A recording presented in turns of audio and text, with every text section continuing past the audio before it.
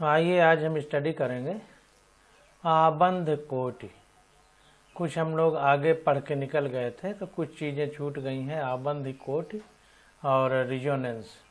तो आबंध कोटि को इंग्लिश में बॉन्ड ऑर्डर बोलते हैं। ये देखिए लिखा हुआ है बॉन्ड ऑर्डर। तो बॉन्ड ऑर्डर होता क्या है तो इसको समझ लेते हैं। तो कह रहा है सहसंयोजी आबंध की लुईस व्याख्या के अनुसार किसी अणु में दो परमाणुओं के मध्य आबंधों की संख्या आबंध कोटि यानी बॉन्ड ऑर्डर कहलाती है। तो यहाँ पर ध्यान देने की बात है कि सहसंयोजी आबंध कह रहा है। इस बात को समझिए आबंध कैसा होना चाहिए, सहसंयोजी यानी कोवैलेंट। तो कोवैलेंट बॉन्ड अगर है तो दो परमाणुओं के बीच जितने बंध होते हैं वही उसकी बंध कोटि आबंध कोटि या बॉन्ड ऑर्डर कहलाता है। अब देखते हैं उदाहरण के लिए जैसे H2 है तो H2 में H और एक बॉन्ड लगेगा फिर H लिखा जाएगा। तो जिसमें एक सहभाजित इलेक्ट्रॉन युग्म है। O2 जिसमें दो सहभाजित इलेक्ट्रॉन युग्म है, O2 में डबल बॉन्ड होगा। तथा N2 जिसमें तीन सहभाजित इलेक्ट्रॉन युग्म है यानी तीन बॉन्ड होंगे। पीछे हम लोग संरचना पढ़ चुके हैं। तो में आबंध कोटि क्रमशः 1, 2 तथा 3 है। तो जितने बॉन्ड है उतनी आबंध कोटि है। तो ये बात ध्यान देना है कि सहसंयोजी आबंध होगा तब। तो ये उदाहरण हमारा हो गया कि जो है H2 में एक बंध है तो आबंध कोटि 1 है। O2 में 2 है तो आबंध कोटि 2 है। N2 में 3 है तो आबंध कोटि 3 है। इस प्रकार CO में जहां पर कार्बन तथा ऑक्सीजन के बीच 3 सहभाजित युग्म है आबंध कोटि 3 है। N2 की आबंध कोटि 3 है तथा इसका डेल्टा AH0 मान यानी जो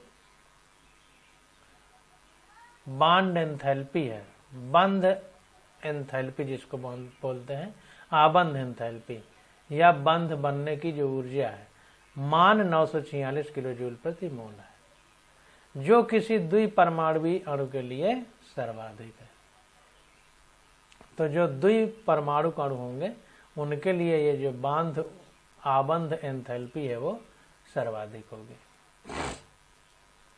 तो इसको भी ध्यान देना है कि N2 की आबंध कोटि 3 है तथा इसका आबंध एंथैल्पी यानी आबंध ऊर्जा जो है उसका मान 946 किलो जूल प्रति मोल है, जो किसी द्विपरमाणु अणु के लिए सर्वाधिक है। तो अगर दो परमाणु हैं उनके बीच ट्रिपल बॉन्ड है तो द्विपरमाणु के लिए ये सर्वाधिक होगी।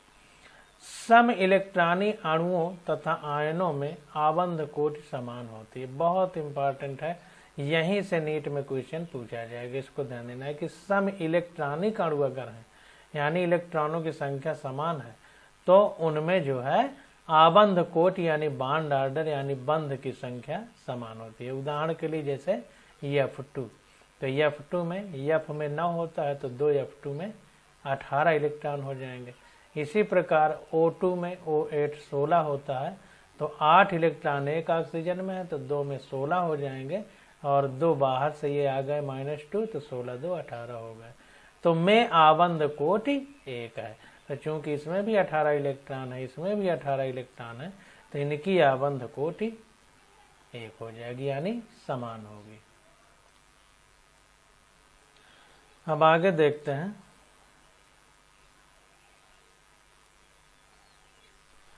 इसी प्रकार N2CO तथा NO+ की आबंध कोटि 3 है। अब देखिए N2 में एक N में 7 इलेक्ट्रॉन होते हैं तो 7N ऊपर 14 लिखा जाता है यानी परमाणु क्रमांक 7 है। जो परमाणु क्रमांक होता है उदासीन परमाणु में वही इलेक्ट्रॉनों की संख्या होती।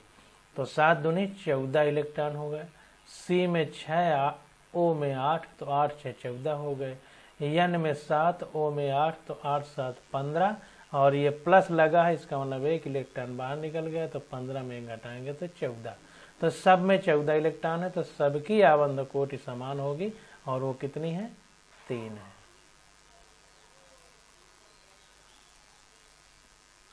अणुओं के स्थायित्व को समझने के लिए एक उपयोगी सामान्य संबंध यह है कि आबंध कोटि बढ़ने पर आबंध एंथैल्पी बढ़ती है जबकि आबंध लंबाई घटती है।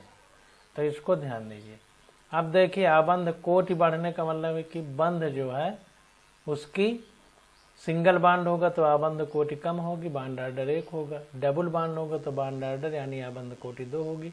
ट्रिपल बांड होगा तो यानी आबंध कोटि 3 होगी।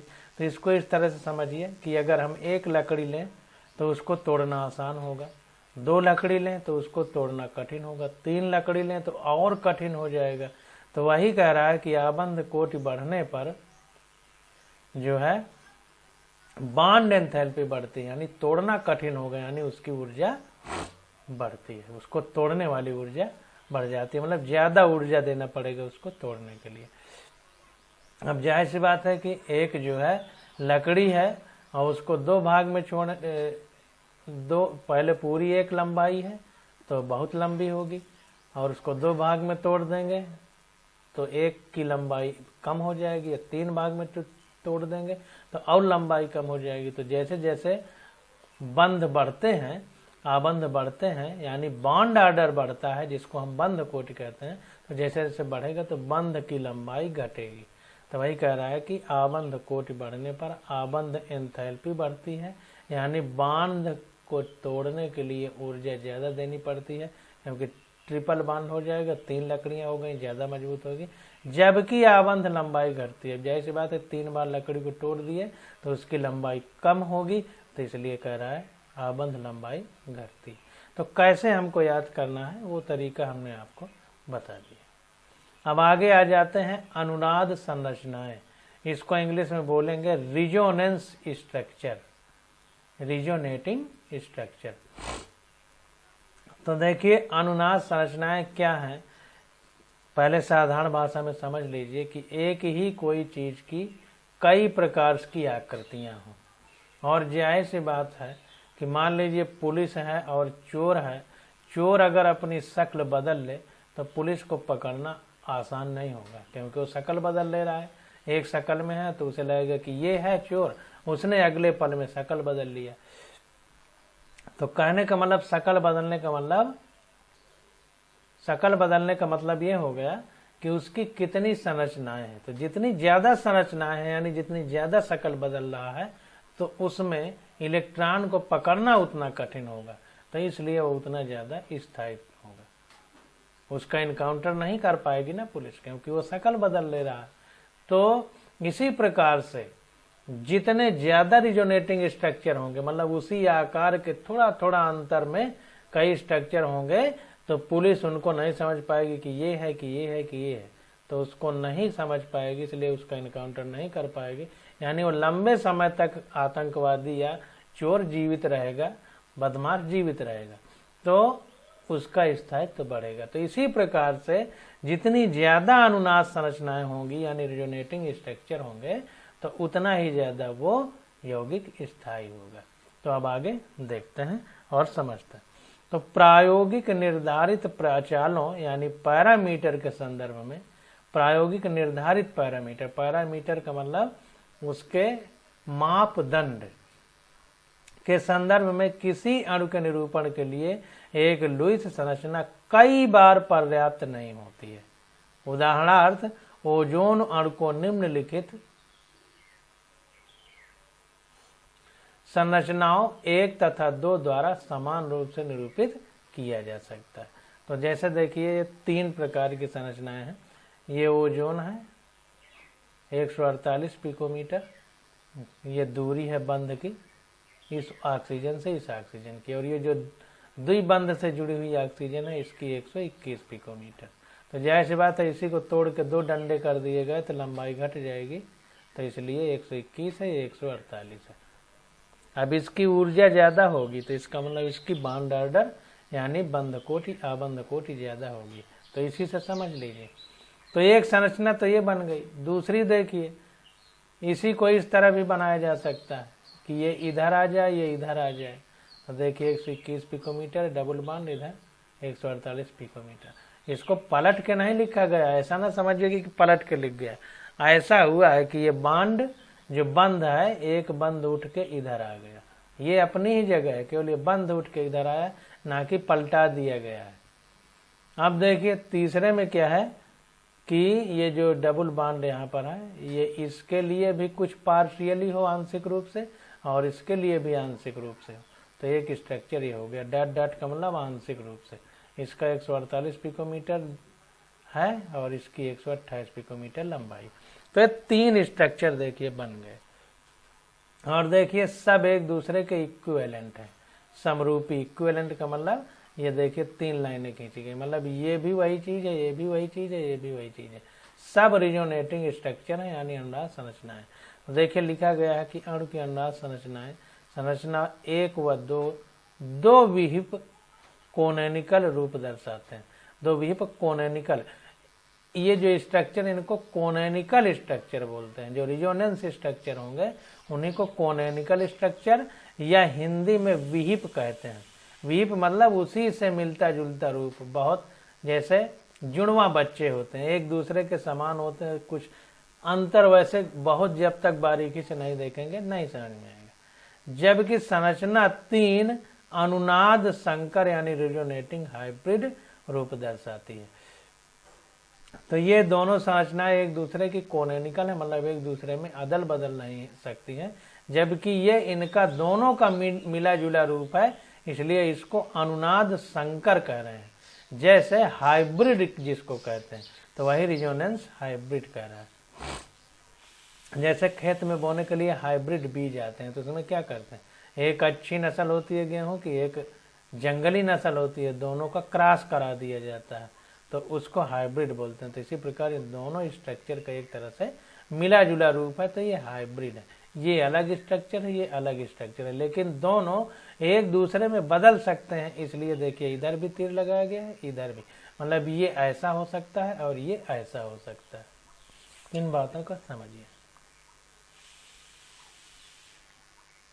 अब देखिए दोनों ही संरचनाओं में एक ओ सिंगल बॉन्ड ओ एकल आबंध यानी सिंगल बॉन्ड तथा एक ओ डबल बॉन्ड ओ यानी द्वि आबंध उपस्थित है। ओ सिंगल बॉन्ड ओ यानी एकल तथा द्वि आबंधों की सामान्य आबंध लंबाइयां क्रमशः 148 पिकोमीटर तथा 121 पिकोमीटर है। ऊपर हम लोग पढ़ भी चुके हैं।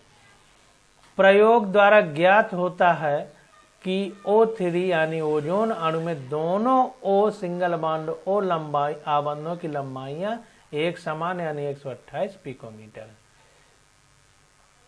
अतः O3 के अणु में ऑक्सीजन ऑक्सीजन आबंध एकल तथा द्वि आबंधों का मध्यवर्ती है। तो जैसी बात है कि यहाँ पर देखिए मिला जुला रूप अगर देखा जाए सिंगल बॉन्ड और डबल बॉन्ड का, तो ये लंबाई कितनी है, 128 पिकोमीटर ऑक्सीजन ऑक्सीजन के बीच। यहाँ पर देखिए ये चीज गलत लिखी गई है, इसको 128 पिकोमीटर कर लीजिए, क्योंकि दोनों का जब औसत है तो दोनों 128 होंगी। देखिए हिंदी वाली में गलत लिखा है, जबकि अंग्रेजी वाली में सही लिखा गया है। ये देखिए 128 पिकोमीटर, ये 128 पिकोमीटर। तो ये कुछ गलतियां हैं, इनको आप सुधारिए। तो यहाँ पर देखिए इसीलिए कह रहा है कि प्रयोग द्वारा ज्ञात होता है कि O3 यानी ओजोन अणु में दोनों O सिंगल बॉन्ड O लंबाई आबंधों की लंबाई एक समान यानी 128 पिकोमीटर है। अतः O3 के अणु में ऑक्सीजन ऑक्सीजन आबंध एकल तथा द्वि आबंधों का मध्यवर्ती है। भाई एकल आबंध 128 है और नहीं, एकल आबंध 148 पिकोमीटर है और द्वि आबंध 121 पिकोमीटर था और दोनों को मध्यवर्ती 128 है। तो वही कह रहा है कि अतः O3 के अणु में ऑक्सीजन ऑक्सीजन आबंध एकल तथा द्वि आबंधों का मध्यवर्ती यानी दोनों के बीच की दूरी है 121 और 148 के। अतः उपरयुक्त लुईस संरचनाएं फर्स्ट तथा सेकंड में से कोई भी एक संरचना O3 अणु को निरूपित नहीं कर सकती, मतलब कोई एक जो है नहीं निरूपित कर सकती, बल्कि जो हाइब्रिड संकर है वो एक तरह से निरूपित करता है, लेकिन वो आपस में अदलती बदलती रहती है। तो अब देखिए O3 जैसे अणुओं की वास्तविक संरचना को स्पष्ट करने के लिए अनुनाद संरचना यानी रिजोनेंस कॉन्सेप्ट को प्रस्तावित किया गया। रिजोनेंस का मतलब एक समय में एक संरचना नहीं है, दोनों एक दूसरे में परिवर्तित हो रही है, यानी मिला जुला रूप है।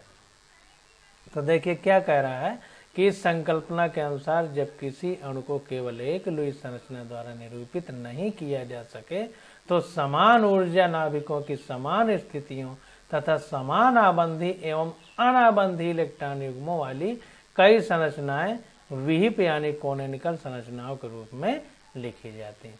तो अगर एक संरचना के रूप में किसी चीज को न प्रकट किया जा सके तो कई कोनोनिकल स्ट्रक्चर यानी रिजोनेसिंग स्ट्रक्चर बनाए जाते हैं।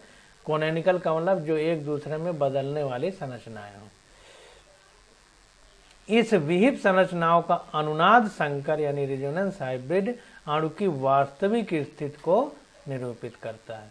अतः O3 की उपर्युक्त दो संरचनाएं फर्स्ट व सेकंड उसकी विहिप संरचनाएं हैं यानी कोनोनिकल स्ट्रक्चर हैं तथा उनका संकरित रूप यानी हाइब्रिड रूप संरचना 3 है, उसकी वास्तविक संरचना को निरूपित करता है। तो यह हाइब्रिड रूप उसकी वास्तविक संरचना को निरूपित करता है और फर्स्ट और सेकंड उसकी कोनोनिकल यानी विहिप संरचना को बदलता है। विहिप का मतलब जो एक दूसरे में बदलती रहती हैं हमेशा। अनुनाद को दो सिरों वाले तीर द्वारा दर्शाया जाता है।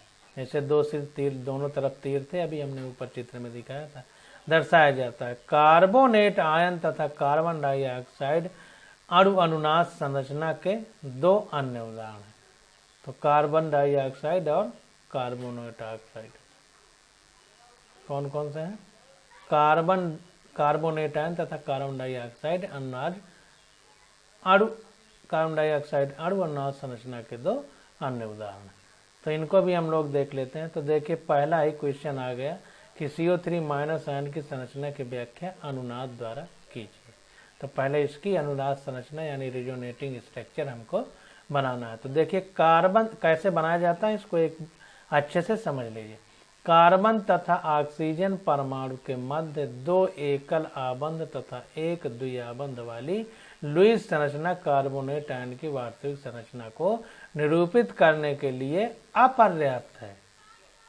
ध्यान दीजिए कि कार्बन तथा ऑक्सीजन परमाणु के मध्य दो एकल आबंध तथा एक द्विआबंध वाली लुईस संरचना कार्बोनेट आयन की वास्तविक संरचना को निरूपित करने में के लिए अपर्याप्त है। मतलब ये जो संरचना बना दी गई ये पूर्णतः पर्याप्त नहीं, क्योंकि इसके अनुसार 3 कार्बन ऑक्सीजन आबंधों की लंबाई भिन्न होनी चाहिए।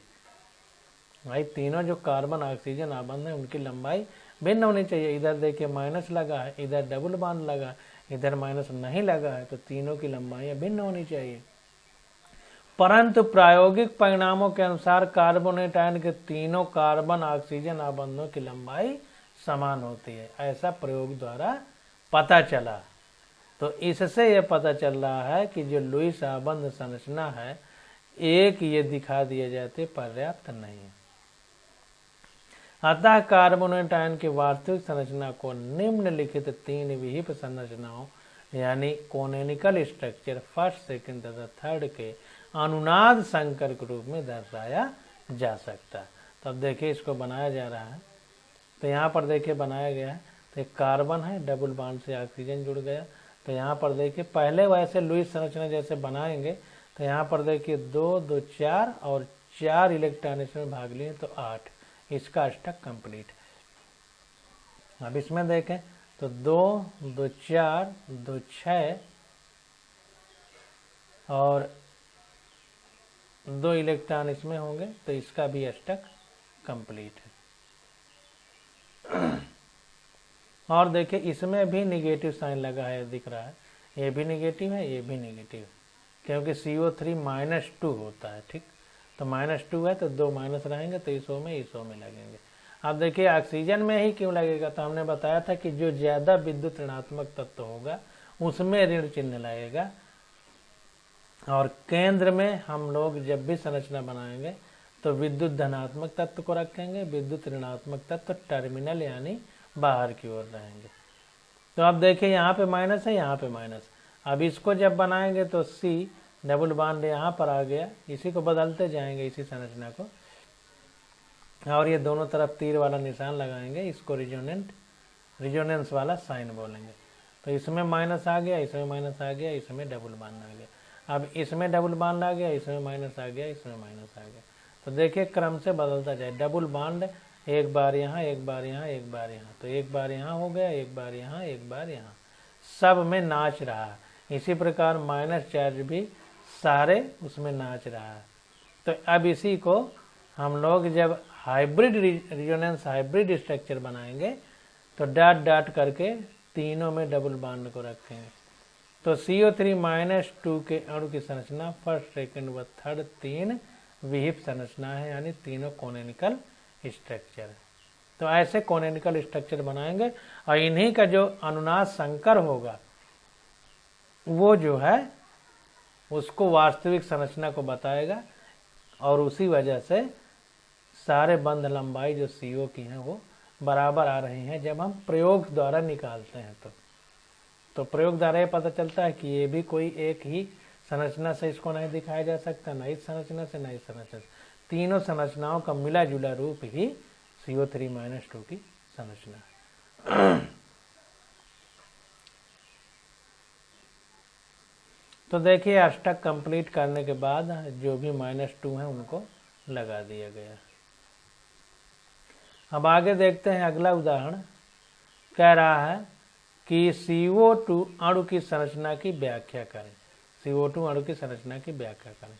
तो यहाँ पर देखते हैं, तो CO2 के अणु में कार्बन ऑक्सीजन आबंध की लंबाई का प्रायोगिक मान 115 पिकोमीटर है। सामान्य कार्बन ऑक्सीजन द्विआबंध यानी C डबल बॉन्ड O तथा कार्बन ऑक्सीजन त्रिक आबंध यानी C ट्रिपल बॉन्ड O की लंबाइयां क्रमशः 121 पिकोमीटर और 110 पिकोमीटर है। तो जो प्रायोगिक मान आ रहा है वो 115 पिकोमीटर है, और ऐसे नापने पर C डबल बॉन्ड O का मान है 121 पिकोमीटर और C ट्रिपल बॉन्ड O का है 110 पिकोमीटर।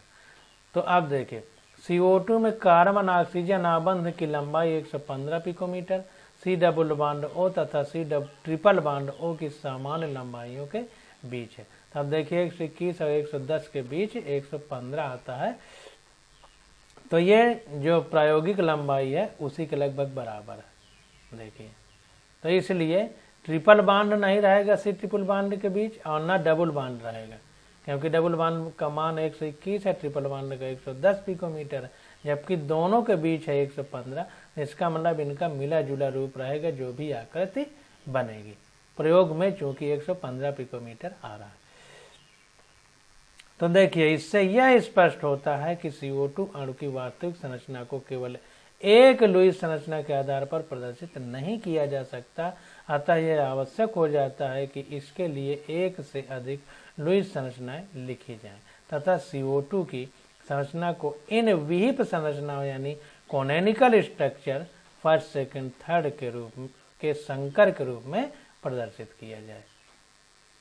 तो देखते हैं यहाँ पर देखिए स्ट्रक्चर बनाया गया है। तो C डबल बॉन्ड, देखिए ये 4 इलेक्ट्रॉन भाग ले रहे हैं तो डबल बॉन्ड होगा, यहाँ भी 4 इलेक्ट्रॉन ले रहे हैं तो डबल बॉन्ड होगा। तो इस प्रकार से अब देखिए यहाँ पर O में 2 2 4 4 8 इलेक्ट्रॉन हो गए, इधर इस वाले O में 4 2 6 2 8 हो गए, और इस कार्बन में 4 4 8 हो गए। इसी तरह देखिए इसमें, तो यहाँ पर देखिए स्ट्रक्चर बनाया गया है। तो एक स्ट्रक्चर तो ये हो गया। अब दूसरे स्ट्रक्चर में क्या है कि एक ऑक्सीजन में माइनस लगा दिया गया, एक स्ट्रक्चर में प्लस लगा दिया गया। तो 2 2 4 2 6 2 8 और एक एक्स्ट्रा इलेक्ट्रॉन ये है, तो ये माइनस द्वारा दिखाया गया है कि ये अपना एक्स्ट्रा रहेगा। और C यहाँ पर 6 और 2 8 इलेक्ट्रॉन C के भी हो गए, और O यहाँ पर 2 और 6 2 8 हो गए। अब इसमें माइनस लगाया है, तो अब इस पूरे स्ट्रक्चर को यानी संरचना को बैलेंस करने के लिए एक प्लस लगाना पड़ेगा, ताकि प्लस माइनस एक दूसरे को न्यूट्रल कर सके और स्ट्रक्चर स्थायी रहे। आप देखें यहाँ पर 3 मतलब 6 इलेक्ट्रॉन आ गए, तो यहाँ पर ट्रिपल बॉन्ड होगा, त्रिक बंध होगा। यहाँ पर 2 है तो द्वि बंध होगा, यहाँ पर 2 है तो द्वि बंध, मतलब 2 2 युग्म है इलेक्ट्रॉन के, तो डबल बॉन्ड होगा। अब यहाँ पर देखिए यही पलट गया है, देखिए ये प्लस चार्ज यहाँ आ गया, ये माइनस चार्ज इधर आ गया, तो ये पूरा स्ट्रक्चर इस तरह हो गया। देखिए यहाँ प्लस आ गया, इधर पर माइनस आ गया। तो इस प्रकार से जो है हम लोग ये रिजोनेंस स्ट्रक्चर बनाते हैं। तो CO2 अणु में अनुनाद संरचनाएं फर्स्ट, सेकंड तथा थर्ड 3 विहिप संरचनाओं को दर्शाते हैं। तो 3 कोनिकल स्ट्रक्चर तो इस प्रकार से बनाया जाता है। अब देखिए आगे कह रहा है, सामान्य रूप से यह कहा जा सकता है कि अनुनाद अणु को स्थायित्व प्रदान करता है। तो रिजोनेंस जो है यानी जो संरचनाओं का मिला जुला रूप है आपस में अदल बदल रहे हैं, तो ये स्थायित्व प्रदान करता है, क्योंकि अनुनाद संकर की ऊर्जा किसी भी विहिप संरचना की ऊर्जा से कम होती है। इस बात को हमेशा ध्यान रखिए केमिस्ट्री में कि ऊर्जा कम होगी तो स्थायित्व ज़्यादा होगा, ऊर्जा ज़्यादा होगी तो स्थायित्व कम होगा। आप खुद ही समझ लीजिए कि अगर आपके पास पैसे ना हो तो आप घर में बैठे रहेंगे, कुछ भी कहीं नहीं जा सकते, क्योंकि गाड़ी में तेल डलाने के लिए पैसा चाहिए और जाने के लिए कहीं पैसा चाहिए। तो अगर पैसा हो जाए तो आपका स्थायित्व तो कम होगा, मतलब इधर उधर भागेंगे। स्थायित्व का मतलब ये नहीं कि पैसा आ जाएगा तो आप सुखी जीवन जी लेंगे, लेकिन काम इतने बढ़ जाएंगे कि इधर उधर भागते रहेंगे, मतलब एक जगह नहीं रहेंगे। स्थायित्व का मतलब एक जगह। तो वही जितनी ऊर्जा कम होगी तो स्थायित्व होगा, जितनी ऊर्जा ज्यादा होगी तो अस्थायित्व होगा। तो अनुनाद अणु को स्थायित्व प्रदान करता है, क्योंकि अनुनाद संकर की ऊर्जा किसी भी विहिप संरचना की ऊर्जा से कम होती है। अनुनाद के कारण आबंधों के लक्षण औसत मान प्राप्त करते हैं। इस प्रकार O3 अणु में अनुनाद संकर रूप 3 की ऊर्जा कैनोनिकल रूप फर्स्ट तथा सेकंड की ऊर्जा के मान से भी कम होती है। तो अगर अनुनाद संकर जो है तो उसकी ऊर्जा जो कोनिकल स्ट्रक्चर है उनसे कम होगी, कहने का मतलब सीधा सीधा ये है। तो ये O3 का जो हमने अनुनाद संकर बनाया था तीसरा रूप, तो जो 2 रूप कोनिकल स्ट्रक्चर है यानी विहिप संरचनाएं हैं, तो उनसे उनकी ऊर्जा संकर वाले की कम होगी, तो इसलिए संकर वाला ज्यादा स्थायी होगा। अब आगे देखते हैं, अनुनाद संकल्पना से संबंधित कई भ्रांतियां हैं जिनका निवारण आवश्यक है। भ्रांतियां मतलब कुछ गलत फहमी है। आपको स्मरण रहे कि वास्तव में विहिप संरचनाओं यानी कोनिकल स्ट्रक्चर्स का कोई अस्तित्व नहीं होता है।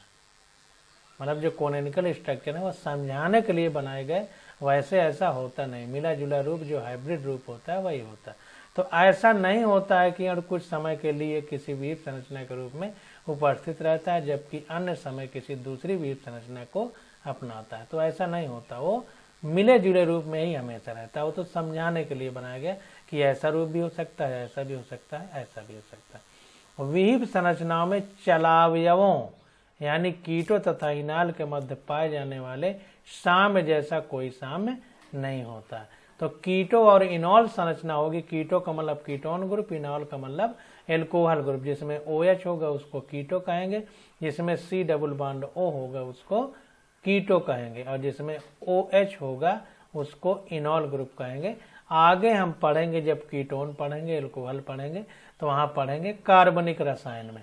अभी इतना समझ लीजिए कि कीटो का मतलब C double bond O group और इनॉल का मतलब OH ग्रुप सिंगल बॉन्ड के साथ। तो वही कह रहा है कि विहिप संरचनाओं में चलावयवों, और ये कीटो इनॉल जो है आपस में बदलते रहते हैं। तो वही कह रहा है कि विहिप संरचनाओं में चलावयवों यानी टॉटोमेरिज्म इसको बोलते हैं इंग्लिश में, के मध्य पाए जाने वाले साम्य जैसा कोई साम्य नहीं होता। तो कीटो इनॉल चूंकि एक दूसरे में बदलते रहते हैं यानी उनके बीच आपस में संतुलन बना रहे जिसको साम्य कहते हैं, तो ऐसी भी कोई स्थिति नहीं होती। इसको आगे जब पढ़ेंगे तो आपको समझ में आएगा। वास्तविक रूप में अणु की केवल एक संरचना होती है जो विहिप संरचनाओं यानी कोनिकल स्ट्रक्चर की अनुनाद संकर होती है। तो मतलब वास्तव में केवल अनुनाद संकर ही होता है। इन रूपों में मतलब अनुनाद हो सकता है, रिजोनेंस हो सकता है, इन रूपों में जो है हमारा यौगिक पाया जा सकता है, ये कहने का मतलब है। बाकी इनका कोई अस्तित्व नहीं होता है समझाने के लिए। तो उसे केवल एक लुईस संरचना द्वारा प्रदर्शित नहीं किया जा सकता, ये अनुनाद संकर होता है। इसलिए कई लुईस संरचनाएं बनाई गई ताकि आपको समझ में आ जाए। अब देखिए आबंध ध्रुवणता, ये सब हम लोग पढ़ चुके हैं। यहाँ से थोड़ा छूट गया था तो उसको हमने कवर किया है। अब आगे जो है यहाँ से हम लोगों को पढ़ना है संयोजकता कोष इलेक्ट्रॉन युग्म प्रतिकर्षण सिद्धांत। इसी को वेस्पर थ्योरी भी बोलते हैं। तो अब आगे जो लेक्चर होगा उसमें हम लोग वेस्पर थ्योरी यानी संयोजकता कोष इलेक्ट्रॉन युग्म प्रतिकर्षण सिद्धांत की पढ़ाई करेंगे। आज बस यहीं तक।